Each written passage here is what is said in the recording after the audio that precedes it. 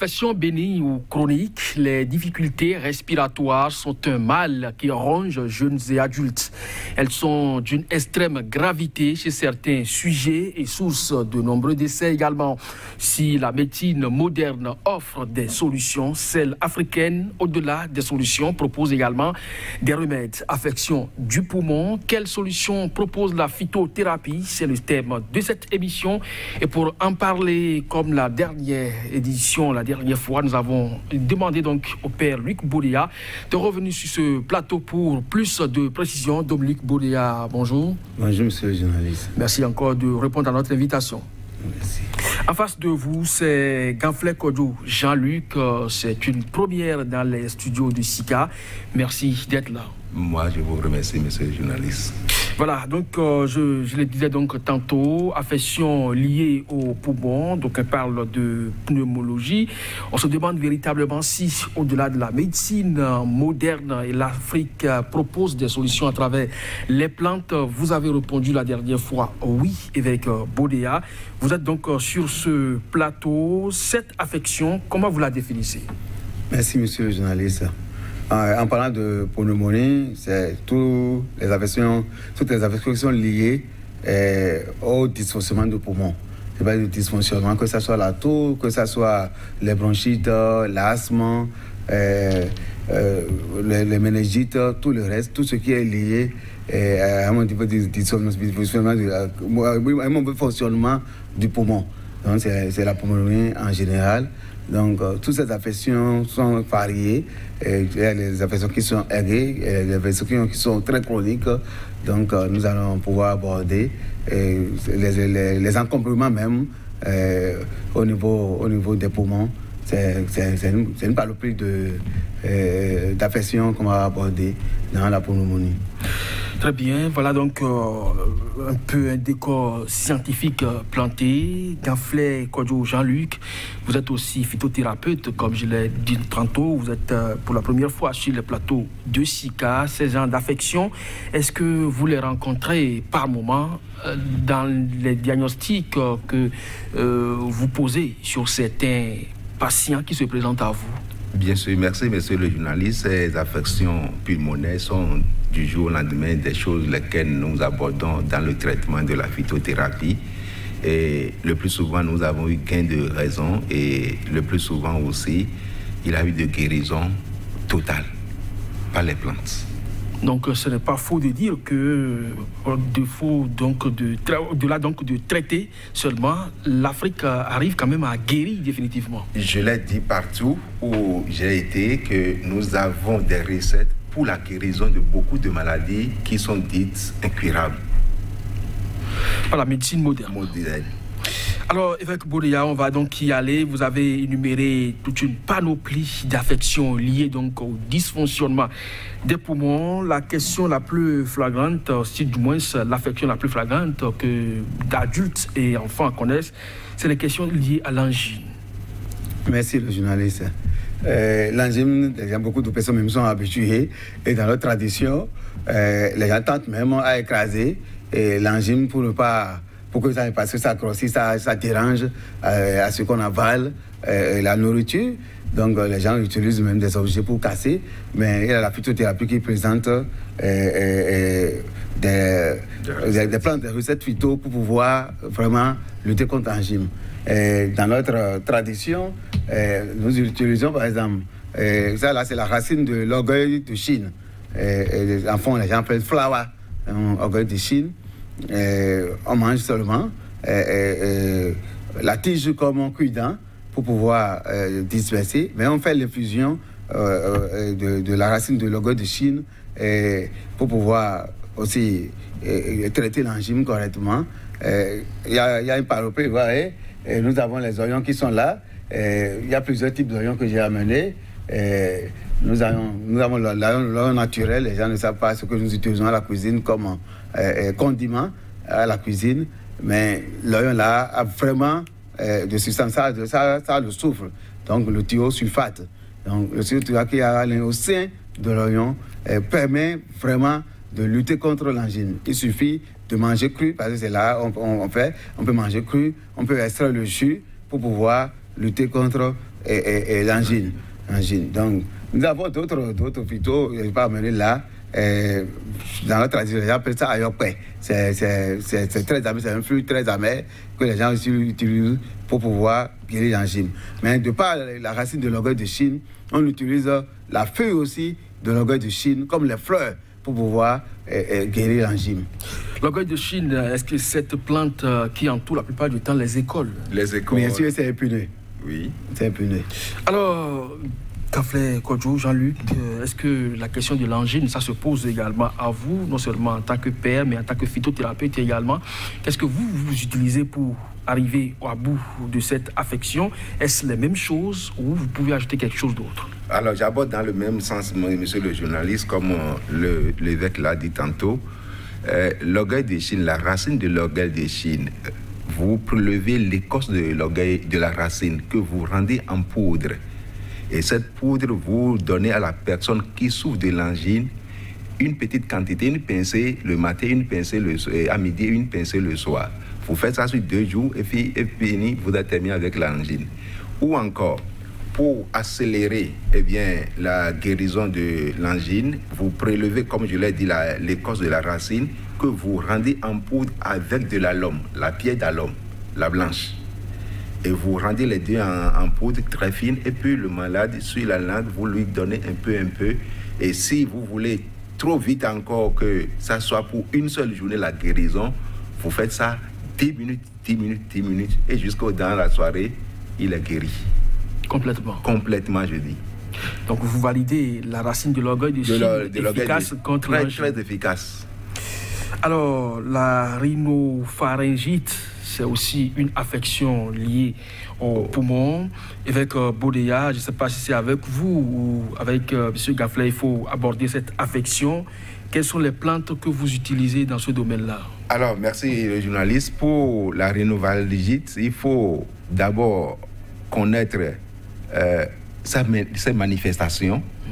Et lorsque vous arrivez à découvrir que ça c'est de telles maladies, il vous est facile de l'aborder et d'arriver à bout dans la guérison. Alors, il y a certaines personnes, quand elles sont atteintes de cette maladie, vous les voyez respirer avec tâtonnement. Vous les voyez respirer avec tâtonnement. C'est un peu loin de l'asthme. Et là, des douleurs, lorsque à côté de vous, cette personne crache, si vous n'êtes pas du domaine, vous allez avoir peur. Alors là, pour venir à bout, ce n'est pas difficile. Vous prenez notre oignon sauvage. Par exemple, si l'oignon sauvage a une quantité, a un poids équivalent à 1 kilo, vous prenez 1 litre d'eau que vous préparez en décoction jusqu'à retrouver un verre bambou. Et ce verre bambou obtenu maintenant, vous donnez à la personne durant 2 jours. Et puis vous êtes à bout. L'intéressé, le malade boit le verre bambou sur 2 jours. 2 jours. C'est-à-dire demi aujourd'hui, demi aussi demain, et vous verrez la suite. Avec cet oignon sauvage que nous appelons tonya. Merci. Évêque Bodéa, rhinopharyngite. Merci, monsieur le journaliste.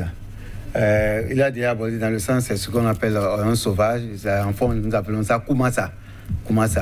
C'est très efficace, que ce soit toutes ces affections, le faillite, tout le reste, même les encombrements au niveau du poumon. On prend l'oignon sauvage. Naturellement, on associe l'oignon sauvage avec Momotika, Yensiké, et on pile l'oignon sauvage avec Yensiké, et on renverse dans l'eau bouillante au feu. Et on donne un verre à bambou à la personne.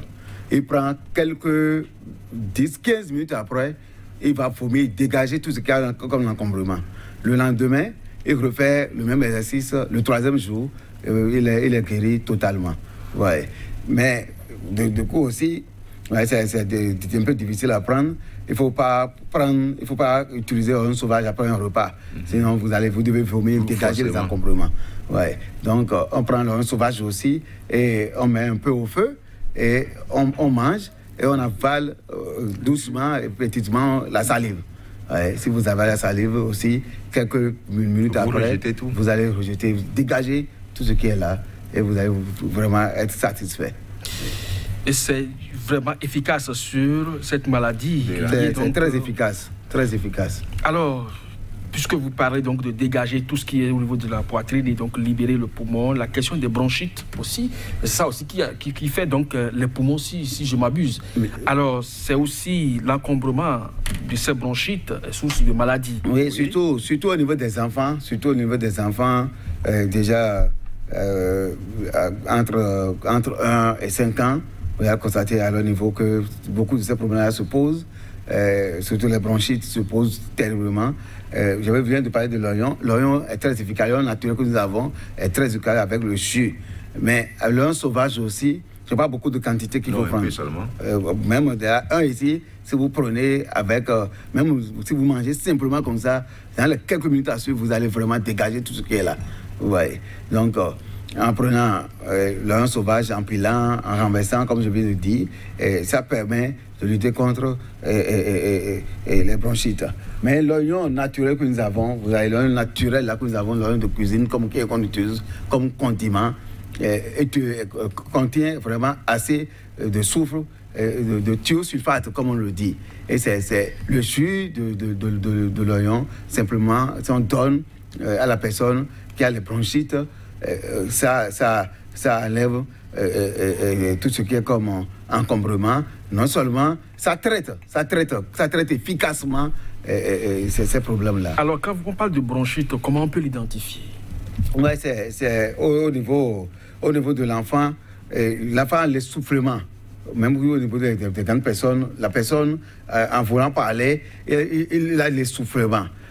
C'est au niveau, c'est les poumons, les bronchites du poumon qui sont plus difficiles. Donc, la respiration aussi change un peu.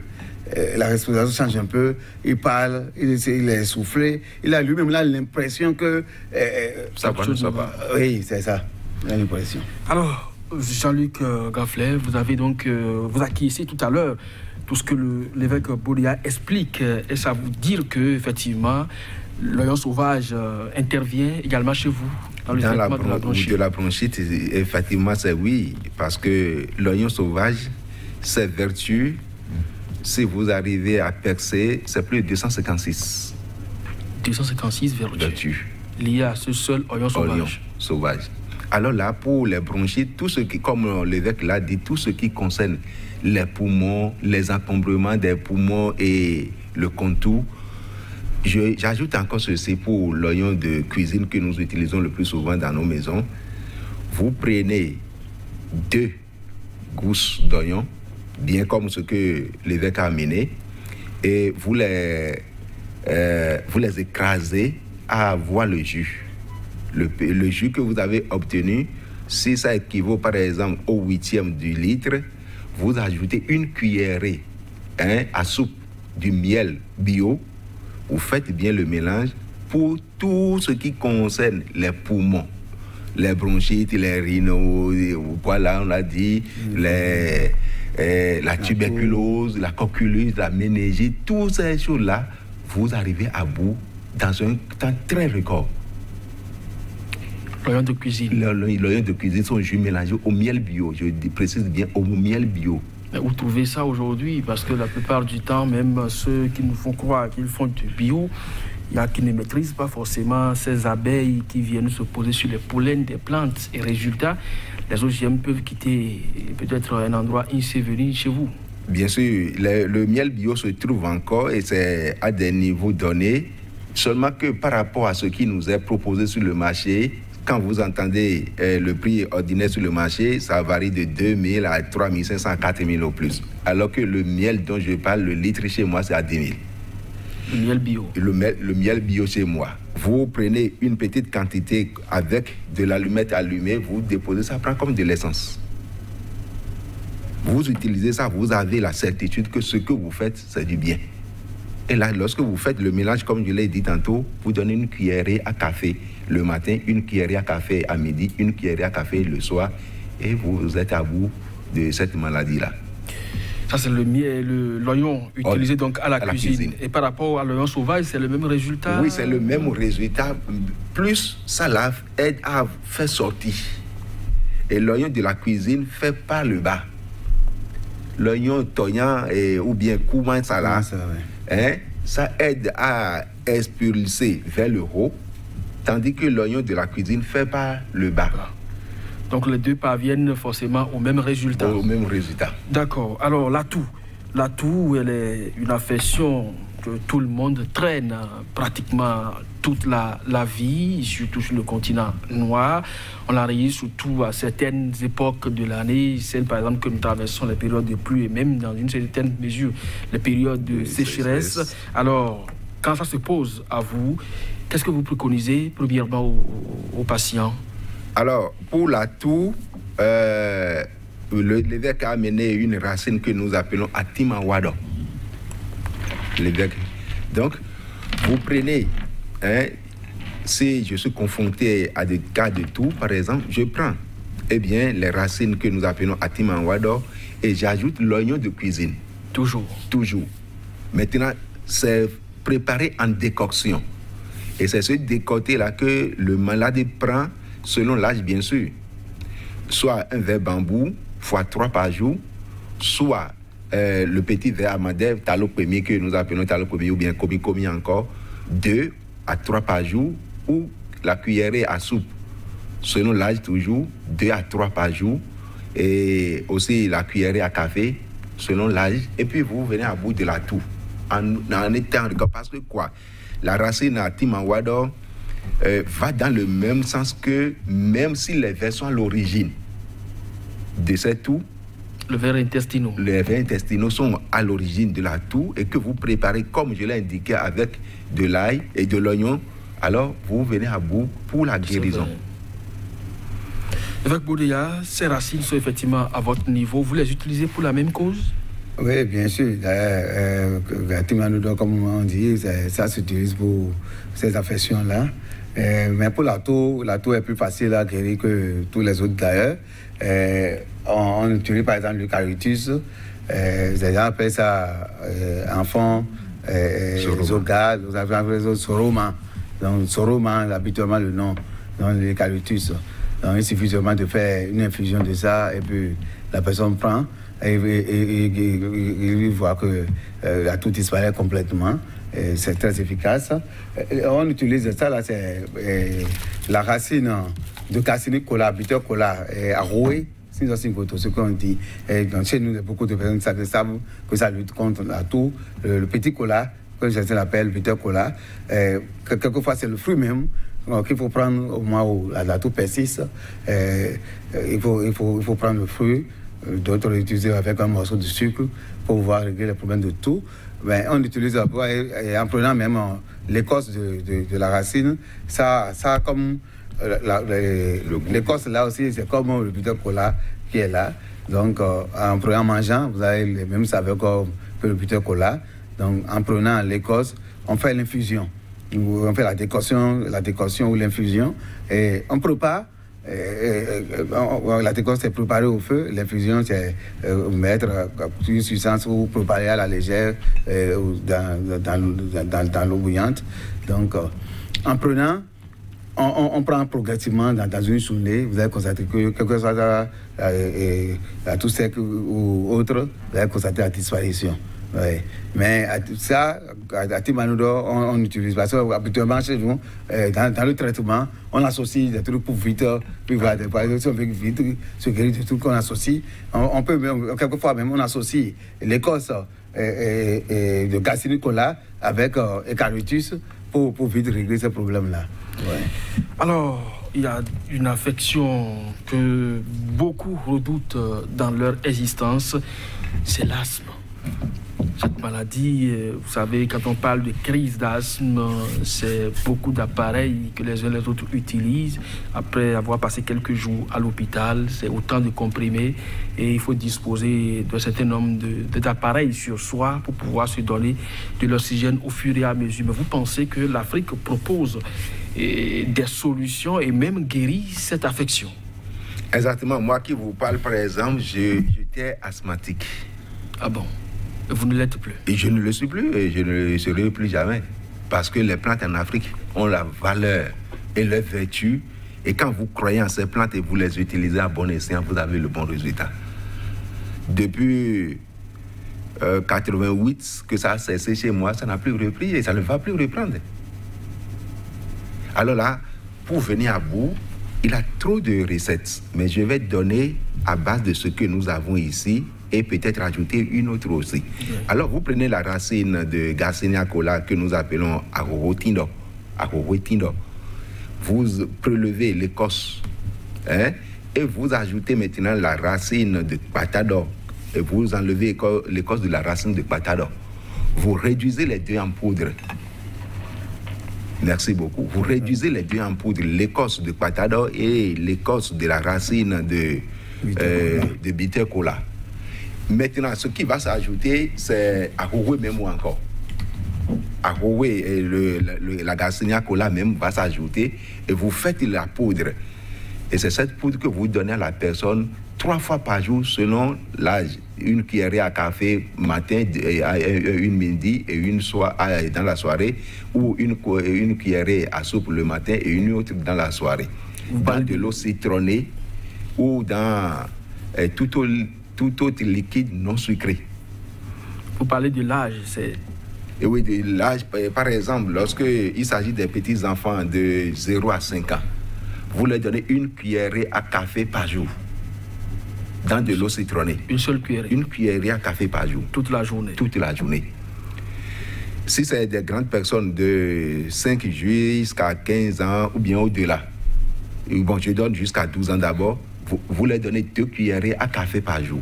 Matin et soir? Matin et soir, dans de l'eau citronnée. Okay. Vous prenez une petite quantité d'eau, vous pressez un demi-citron dedans ou bien un citron complet dedans et vous faites le mélange de la poudre dans cette eau-là et vous donnez à boire à l'enfant. Et maintenant de 12 ans jusqu'à 20 ans ou bien 18 ans d'abord, ça revient maintenant à 3 cuillerées à café par jour. 3 cuillerées à café dans le même liquide aussi. Et de 18 ans vers l'âge jusqu'à la fin, alors ça devient 2 cuillerées à soupe. 2 cuillerées à soupe dans de l'eau citronnée et quelques temps après, l'asthmatique se sent très bon et en très bonne forme. Ce que je veux aussi ajouter, il a l'autre champignon que nous appelons Aïgbantou. Ce n'est pas là ce soir. Peut-être dans les prochaines fois, on va apporter Aïgbantou. Vous prenez, vous lavez bien et vous séchez au soleil et vous prenez maintenant le Miguelita et Atakun. Vous prenez les graines d'Atakun et vous réduisez les deux en poudre. Cette poudre, la personne l'a à volonté par jour pour venir à bout de l'asthme aussi. Et qu'est-ce qui vous a traité, vous? Est-ce que c'est la première composition à rouer ou bien c'est... C'est les deux combinés pour moi. Ok. C'est les deux combinés. C'est ce pourquoi j'ai gardé les deux là comme meilleurs. C'est les deux combinés dans le temps. Évêque Boudia, l'asthme... Merci, monsieur le journaliste. Moi, déjà, pour cette affection, l'asthme, on en guérit complètement. Et pour commencer, moi, je demande toujours à la personne d'enlever le encombrement. Surtout si ça commence pour les enfants, je demande au début, pendant les 3 jours, les 3 premiers jours, de prendre l'oignon sauvage avec mon bodica, avec Yensiken, et de piler et de faire l'infusion pour que la personne dégage tout ce qu'il y a comme encombrement, que ce soit qu'il soit adulte ou enfant. Ensuite, il y a des infusions qu'il faut faire. Ouais, il y a d'autres oignons. Il y a le petit oignon médicinal blanc et oignon médicinal rouge. J'associe ces 2 oignons-là dans la décoration à faire. J'ajoute l'écorce de tabac que nous avons, j'ajoute, et je fais ça, je prends une composition, l'écorce de sousouli, plus l'écorce de Galicie cola pour faire un traitement. Ça, c'est un type de traitement que je fais. Et d'autres types de traitements que je fais, c'est aussi si rapide. Et Atimandodo en question, c'est aussi très efficace pour l'asthme.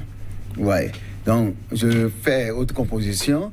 Pour certains, c'est des personnes qui ont déjà traité, traîné l'asthme pendant plus de 30 ans et veulent quand même avoir la guérison.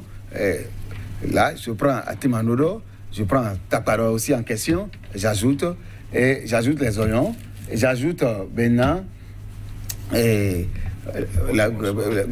feuilles, les tiges complètes de Peva de Madagascar, ce que j'appelle bonjour, bonsoir. J'ajoute. Le blanc ou le rouge? Non, le blanc. Le blanc. J'ajoute le blanc et je fais l'infusion. La personne prend et les dégage, et surtout guérit de l'asthme. Définitivement. Maintenant, vous voyez, par exemple, il y a l'eucalyptus, ceux qui savent extraire l'huile de l'eucalyptus, les gens prennent l'huile de l'eucalyptus pour pouvoir faire les vanzolines. Ouais. Donc, il y a tout ça là que nous avons chez nous, en Afrique. C'est une merveille. Alors, l'autre aussi qui a défrayé la chronique, peut-être qu'il continue aussi. Il y a même des programmes qui ont été élaborés au plan sanitaire mondial pour ça, c'est la tuberculose. Et quand on dit qu'il y a un tuberculeux dans une zone, c'est des personnes stigmatisées ou carrément la zone est infréquentable parce que tout le monde a peur d'être contaminé parce que c'est cette toux qui conduit à la mort la plupart du temps. Alors, M. Jean-Luc Gafflet, quand ça se pose comme ça, comme problème dans votre localité, le premier réflexe qu'il faut avoir, c'est quoi? Alors, merci, monsieur le journaliste. Pour la tuberculose, normalement, en Afrique, nous ne devons pas avoir peur, mais comme je l'ai dit... Ça fait beaucoup de victimes quand même en Afrique. Oui, ça fait beaucoup de victimes parce que nous avons cru à ce qu'on nous a vendu et nous avons ignoré ce que nous avons. C'est ça ce que nous avons en Afrique. Par rapport à la tuberculose, les racines que nous avons ici suffisent largement déjà à Timawado par exemple, plus la racine de l'orgueil de Chine, ajoutez maintenant à l'écorce de Patado, vous associez les trois que vous préparez en décoction, mais en y ajoutant un peu du piment, du petit piment que nous appelons Dametakin ou Mietakin Wini. Vous ajoutez un peu dedans, vous faites la décoction et sur 2 fois vous faites la décoction en ce sens que le matin vous préparez, vous laissez se refroidir et dans la soirée vous réchauffez. Et c'est le lendemain que vous commencez pour le traitement, pour la personne le traitement et la personne prend un grand verre, selon l'âge bien sûr, un grand verre de billets par jour, ça fait 0,25 centilitres, millilitres, le matin, le midi et le soir. Pour une durée déterminée selon l'âge que la tuberculose a eu à son niveau, vous viendrez à bout forcément. Et c'est pour la guérison, je précise bien, c'est pour la guérison. Ce n'est pas pour calmer la tuberculose. C'est même dans les crachats du tuberculeux, vous sentez déjà du sang, non pas les traces du sang, le sang même, vous voyez le sang qui est craché par le tuberculeux, avec ce que j'ai donné tout à l'heure, vous expérimentez, vous avez la guérison. Évêque Boudéa. Oui, merci, monsieur le journaliste. Les gens ont peur de la tuberculose parce que déjà, c'est les coques, l'esprit de coque qui crée vraiment des ennuis. Et puis, dans les crachats, beaucoup de personnes sont contaminées. Et beaucoup de personnes se trouvent contaminées par la tuberculose. Les gens ont peur, alors que nous avons tout ce qu'il faut pour pouvoir traiter efficacement la tuberculose. Là, j'avais fait une découverte au Nigeria, dans mes recherches au Nigeria. La dame a dit que c'est si simple.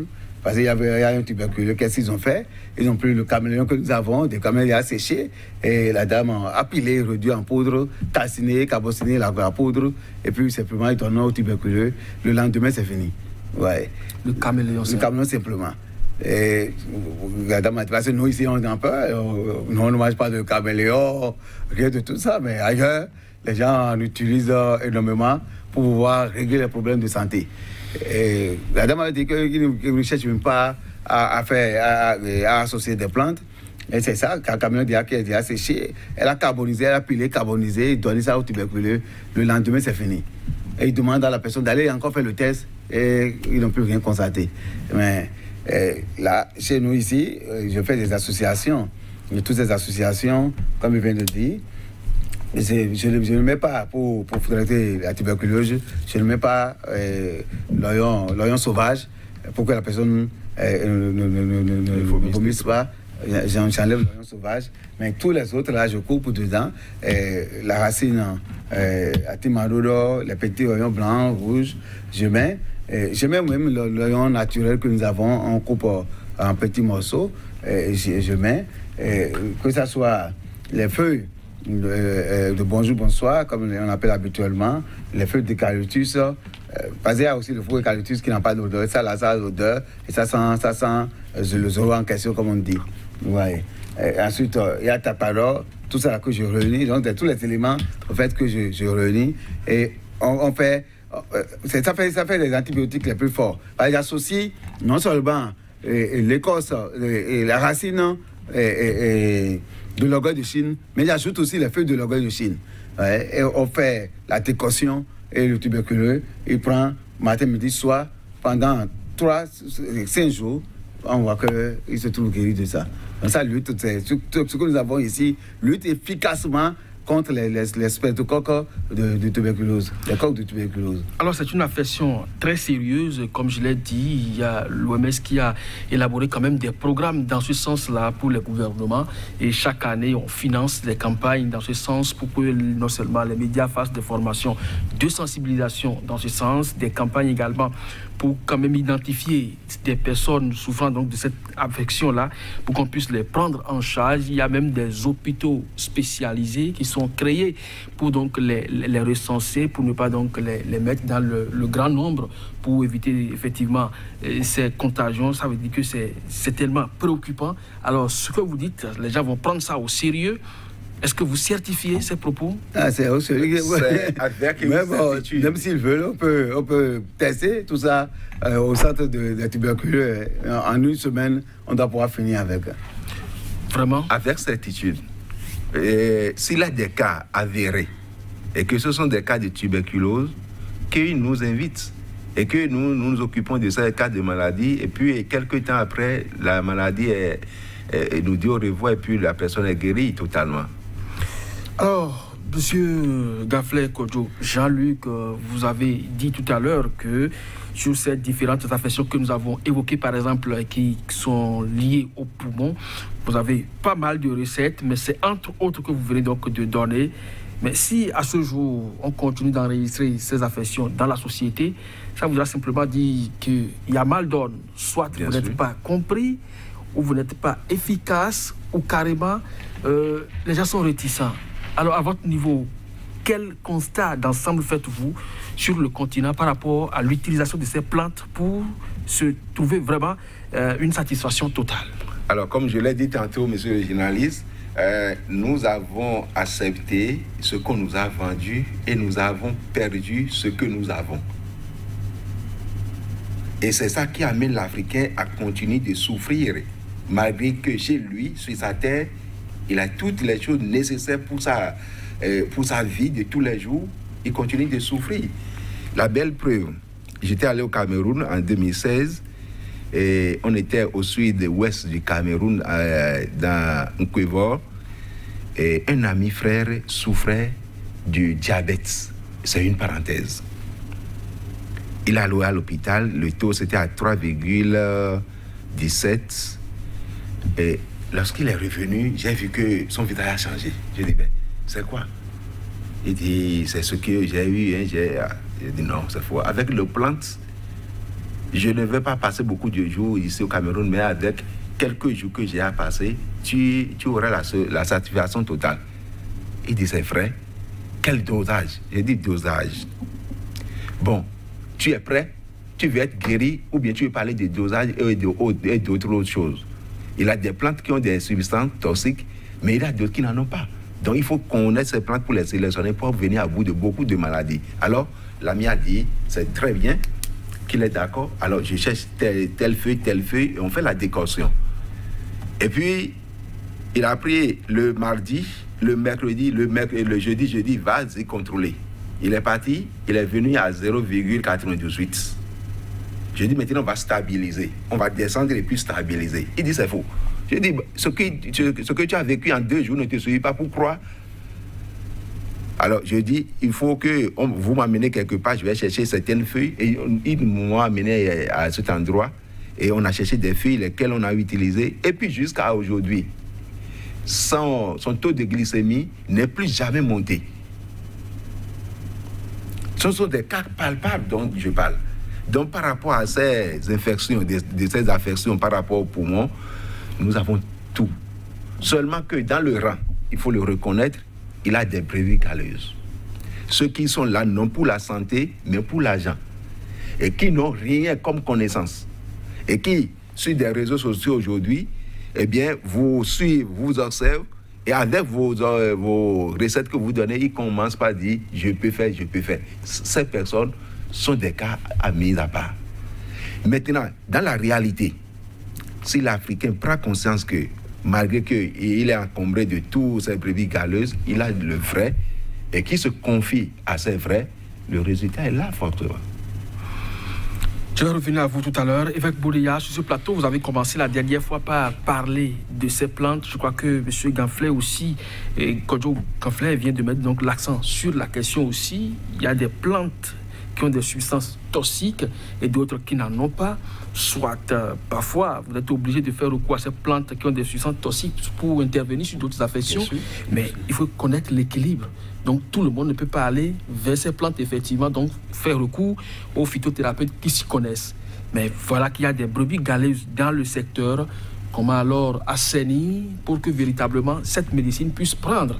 Parce que quand on parle de la Chine aujourd'hui, on se dit qu'elle s'est développée à la base de sa médecine, de sa tradition. Mais l'Afrique a une tradition, a une médecine, mais elle est toujours à la traîne. Oui, bien sûr, monsieur le journaliste. Du coup, au début, on se dit que les phytothérapeutes ne sont pas compris du tout.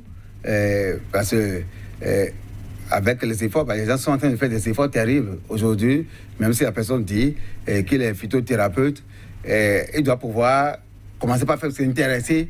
Moi, je dis, il doit commencer par s'intéresser d'abord aux plantes, aux herbes, aux racines, aux feuilles. Non. Du coup, tout ce qui est apprentissage, c'est pas essai et pas erreur. Il faut aussi comprendre. Donc, si la personne a une volonté de s'intéresser aux plantes, il commence par faire des traitements, et il va quand même traiter, faire des essais sur une longue période, et pouvoir identifier ce qui guérit concrètement de ce qui ne guérit pas. C'est le plus grand problème que nous avons au niveau de tous les phytothérapeutes. Parce qu'il y a beaucoup de choses. Moi, j'ai vu, j'ai plus de 30 livres où on dit telle recette donne telle. Mais si tu prends et tu appliques, tu fais des essais, tu constates que ça ne donne pas. Mais pourquoi ça ne donne pas? Mais pourtant, ceux qui ont utilisé ces plantes en disant que c'est tel qui est traité, ou bien est-ce qu'ils n'ont pas eu à se tromper vraiment à un moment de leur traitement, ou bien quelquefois ils n'arrivent pas à savoir concrètement ce qui a pu traiter l'affection. Donc il faut aussi s'intéresser déjà à connaître, comme vient de dire mon vis-à-vis, et il faut d'abord connaître l'affection. Beaucoup de personnes disent telle feuille, telle chose, tel mal. Mais ils n'arrivent pas à savoir, à connaître l'étiologie de la maladie, les symptômes que le mal présente. Et comme ça, le traitement devient plus difficile. Ouais. Certains, moi je dis, j'encourage même, je ne dis pas, si la personne dit, je suis phytothérapeute, et c'est la phytothérapie, c'est la première des choses, c'est déjà quelque chose. Mais qu'il faut que ceux qui se disent phytothérapeute, qui sont anciens dans la phytothérapie, mais avec l'évolution, par exemple aujourd'hui, maintenant la science a évolué, et nous avons le monde, la globalisation, la mondialisation fait que nous avons l'Internet, tout le reste à notre disposition. Et si telle plante, telle chose, la personne est à fouiller pour voir si effectivement ce que tu dis là, ça répond. Ouais, donc, tous les phytothérapeutes doivent se mettre au pas. Certains sont camponnés, parce que, comme je viens de dire mon vis-à-vis déjà, ils sont camponnés et ils ne savent pas ce qui traite effectivement le mal de l'autre. Donc, tout ça a fait que nous avons plusieurs phytothérapeutes qui ne sont pas, du coup, même dans le traitement devient très archaïque parce qu'ils ne savent pas ce qu'ils disent, ils ne savent pas les remèdes qui traitent efficacement, effectivement. Et tout ça a fait que les gens sont un peu réservés de la phytothérapie. Et de l'autre côté aussi, la médecine, beaucoup de médecins modernes essaient de détruire du coup la phytothérapie. Je ne sais pas pourquoi, mais certains quand même encouragent. Mais la majorité détruisent. C'est-à-dire, vous allez vous faire bloquer simplement les reins. Parce qu'il y a des phytothérapeutes qui ne maîtrisent même pas le dosage, ils ne savent pas quel plante qui est toxique, qui ne l'est pas. Alors que ça dépend de quelle affection. Il y a des infections graves où ces plantes toxiques qui les traitent à dose réduite.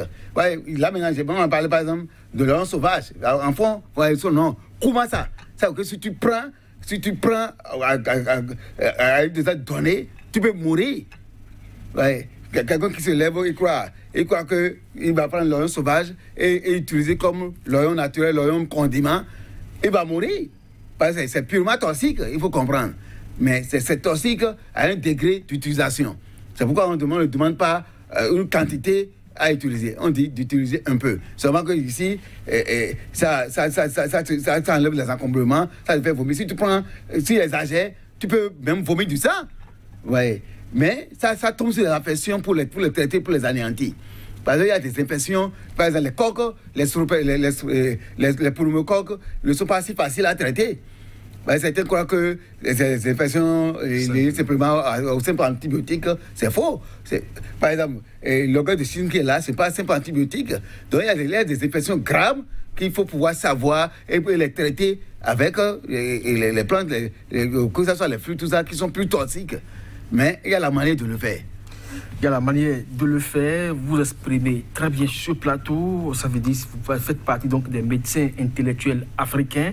Alors, M. Kodjo, cette passion d'aller vers les plantes, de les approprier et d'en faire aujourd'hui un outil de guérison, parce que vous ne les traitez pas seulement, mais vous estimez que chez vous, c'est la guérison totale. C'est venu comment? Alors, c'est parti depuis même avant ma conception. Donc c'est un héritage? C'est un mystère en un mot d'abord. Un mystère dans ce sens que lorsque à ma conception, ma maman souffrait beaucoup. Et il s'est fait que dans le temps, il y avait l'oracle du Fa. Le Fa a montré beaucoup de choses dans le passé. Et du coup, lorsque je suis né, je vais extrapoler pour ne pas trop perdre le temps. Lorsque je suis né, un oncle paternel étant venu à la maison dit il y a un homme qui est né dans notre maison. Au 1 an, 2 ans, j'ai commencé par tomber malade, gravement jusqu'à la mort. Et toutefois, mon grand-papa maternel était vivant. Lui fut guérisseur, reconnu. Alors, du coup, on lui faisait appel.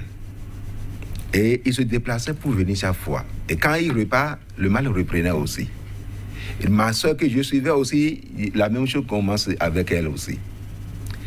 Alors, de fil à aiguille, d'année en année, de maladie à maladie, de maison de traitement à maison de traitement, je dis maintenant, il faut que je me donne moi-même aussi. Et je me suis mis au pas pour dire, alors ce qui m'est arrivé, si le Seigneur le permet et que je suis vivant, ne va pas arriver à mes progénitures ou à ceux qui vont me cohabiter sur la terre. Alors c'est la pensée qui a commencé par germer depuis l'âge de 8 ans. Et là, mon grand-père maternel étant vivant, j'allais le voir, je le questionnais sur beaucoup de choses. Et puis, il avait même aussi le désir de parler, mais avec restriction. Il avait envie de parler, mais chaque fois, tu le vois encore cacher des choses. Et au fil des temps, de maladie, toujours de maladie en maladie, hein. Et 8 ans après, 10 ans, 12 ans, 13 ans, jusqu'à l'âge de 26 ans, des cas de maladie. Je dis, il faut aller plus.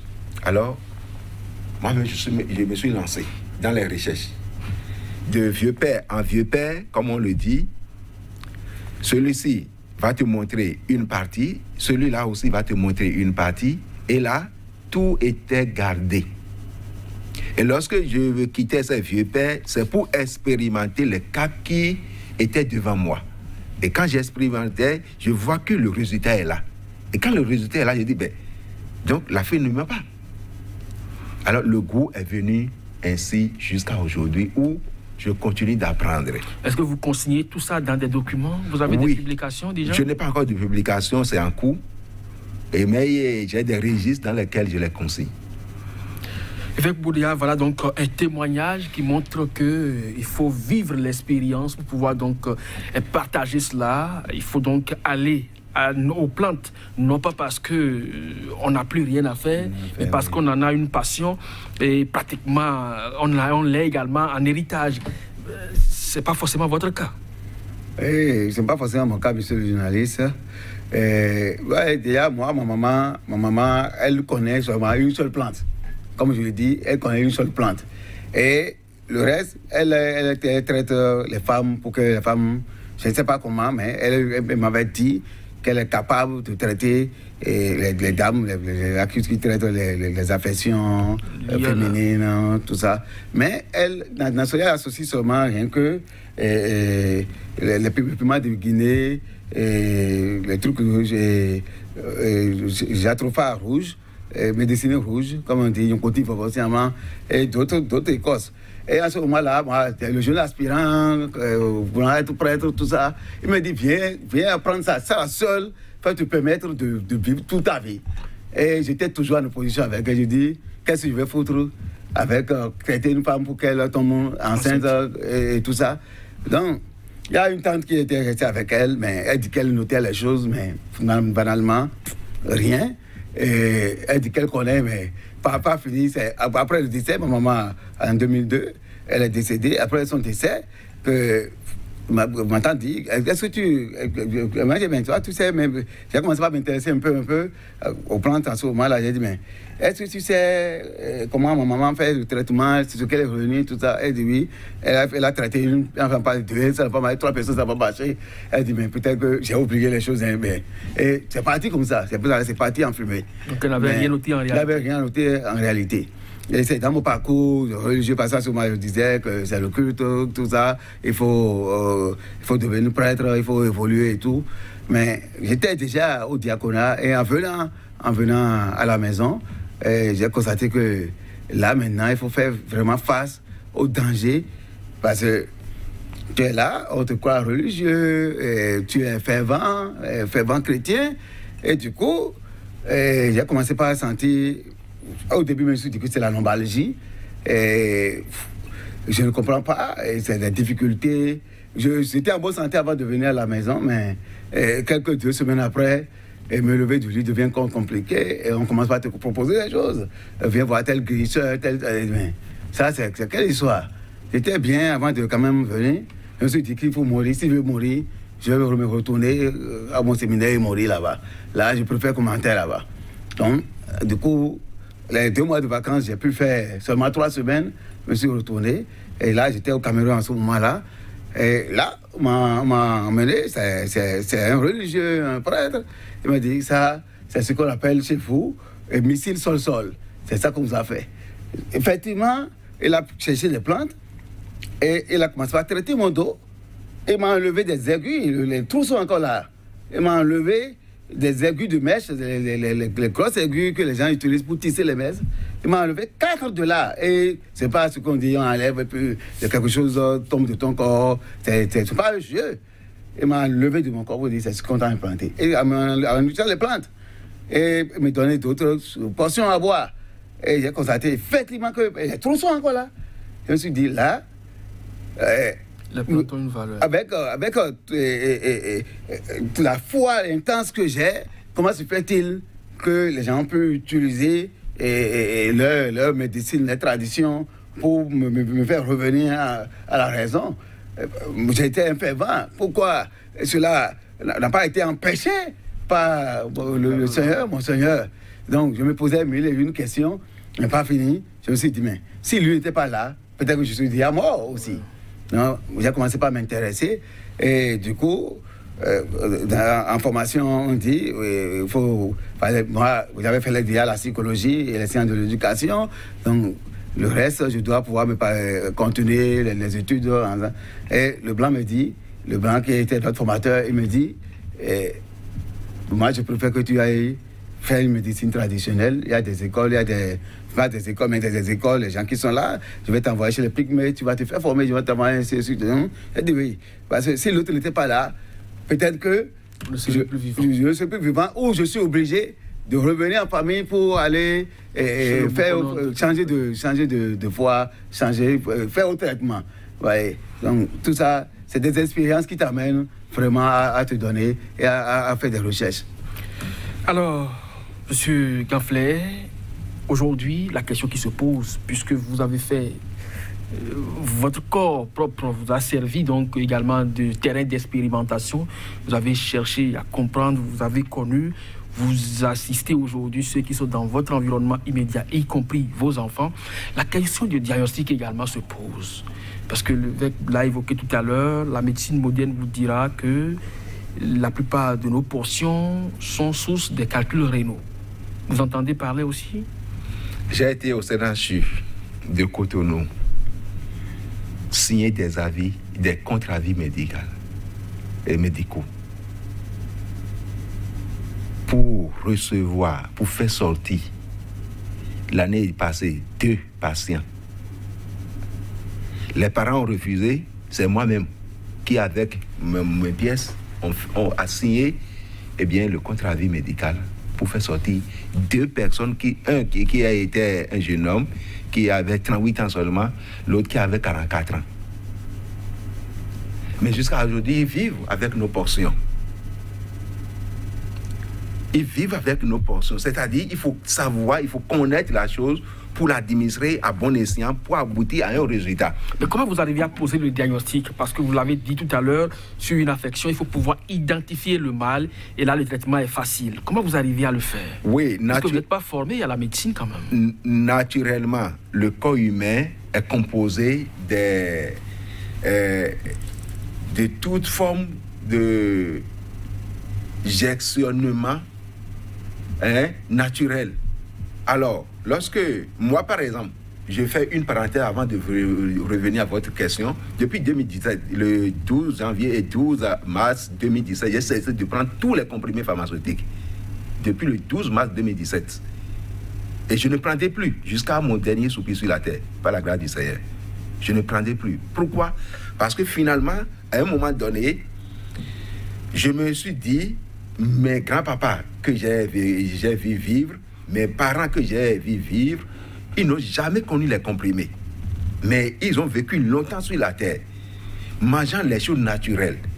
Alors, lorsque j'ai fait cet examen et que j'ai commencé aujourd'hui, mon frère, journaliste, je suis à l'aise dans mon organisme. Je ne fais plus le palu. Le palu vient, la température monte le matin, le soir ça descend.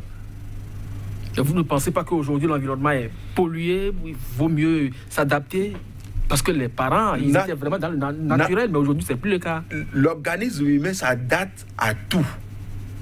Il faut que nous soyons déformatés pour que nous comprenions que quand vous êtes dans un milieu donné, vous voyez les petits-enfants de nos amis, de nos frères, et entre griffes pauvres, dans leur maison, tout sale, mais ils sont bien portants plus que ceux qui sont dans des maisons propres, qui veillent et ne font pas ci, ne boivent pas ça. Mais ça ne vous dit rien.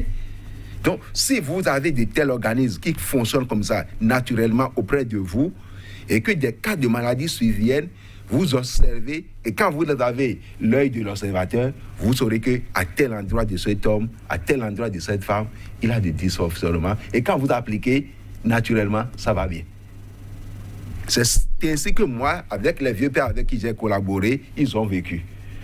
Ils n'ont pas besoin d'analyse. Aujourd'hui, que pour ne pas mélanger les choses, nous disons il faut apporter telle analyse, il faut apporter tel résultat. Sinon, dans le temps, il faut observer l'homme comme l'évêque qui est devant moi. Je l'ai connu aujourd'hui. Quand je vais commencer par le fréquenter, je vais commencer par l'observer de jour en jour. Et un jour, quand j'irai le voir et que ceci coche à son niveau, je le saurai et je dirai, ah, mon évêque, ceci va, ça ne va pas. Et quand il va parler, c'est fini. Je vais lui administrer ce qu'il lui faut et puis il serait guéri. Ce n'est pas pour se calmer. Évêque Boudeya, c'est de l'observation que part votre diagnostic, c'est vrai? Oui, déjà, nos parents, comme j'avais dit, nos parents, nos aïeux, ils ont leur manière de diagnostiquer le mal. Mais pour n'importe quelle affection, c'est le système immunitaire qu'il faut vraiment renforcer.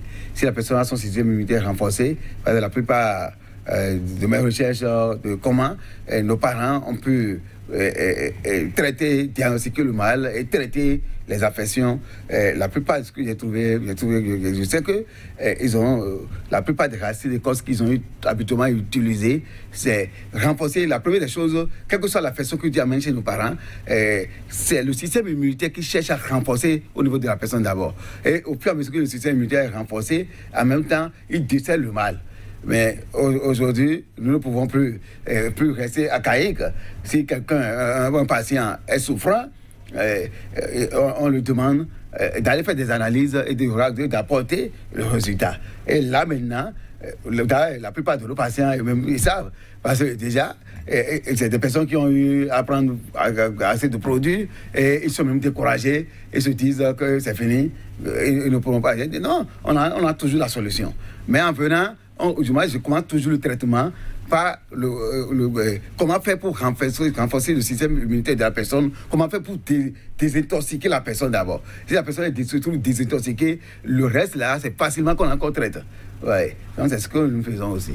Alors pour sortir donc de cette émission, parce qu'il y a beaucoup à dire, vous allez revenir régulièrement sur ce plateau pour davantage éclairer la lanterne de nos téléspectateurs sur les affections liées donc aux poumons. Nous avons évoqué tout un tas de produits. Alors, pour croire en cette science et venir donc vers, qu'est-ce que vous préconisez, M. Ganfleur? Alors, pour croire à cette science et venir vers cette science, je vais parler une fois encore de la sincérité d'abord. Il faut que celui qui traite soit sincère envers lui-même et envers celui qui est venu vers lui. Ça fait un. Et ce que je vais préconiser, c'est d'aimer la vie humaine plus que tout ce qui entoure, c'est-à-dire l'argent. C'est ce qui a fait qu'aujourd'hui, nous n'arrivons plus à bout de la guérison de beaucoup de maladies parce que quoi? On vise l'argent. Quand je vais le guérir, il ne va plus revenir demain. Et là, on est là à tâtonner. Au lieu d'évoluer pour que la personne soit à l'aise comme autrefois, on ne veut pas le faire ainsi. Mais par la grâce du Seigneur, beaucoup ont commencé par comprendre que la vie humaine vaut que l'argent. Merci donc à vous. Ce sera pratiquement la fin de cette émission. Évêque Boudeya, pour conclure rapidement. Oui, je vais dire aux téléspectateurs de commencer par s'intéresser parce que, comme je dis, habituellement je dis, soyez votre propre guérisseur. Votre propre guérisseur, expérimentez, parce qu'il y a déjà les sachants, il y a déjà les gens qui ont déjà eu à connaître et ils vous disent, parce que là, on n'a pas besoin de dire tout ce que nous disons là, on n'a pas besoin. Mais si on le dit, c'est pour permettre aux gens de savoir que il y a ce qui guérit chez nous. Nous avons la vertu, les remèdes pour pouvoir guérir. Et ils doivent savoir ça. Maintenant, si vous voulez vous intéresser, mon vis-à-vis vient le dire, cherchez à être à côté de quelqu'un, d'un sachant, pour savoir comment on fait. Ou, même si on n'a rien les choses, demandez l'aide d'un sachant. Oui, on dit, appelez vos médecins, c'est la même chose. Appelez votre physiothérapeute, dit, ah, j'ai telle affection et je sais qu'il y a déjà telle racine. Mais comment faire? Il va vous le dire. Il va vous le dire. Et donc, rendez-vous chez les spécialistes de ces plantes parce que la plupart du temps, vous n'êtes pas spécialiste à la maison. Donc, rapprochez-vous d'eux pour avoir la précision par rapport aux affections et vous serez donc guéri et non traité simplement à chacun, à tous. Merci de nous avoir suivis. C'était une émission consacrée aux maladies liées aux poumons. Vous avez donc à apporter également vos contributions pour que la liste soit longue en termes de choix de traitement pour que chacun puisse trouver satisfaction. À bientôt sur SICA.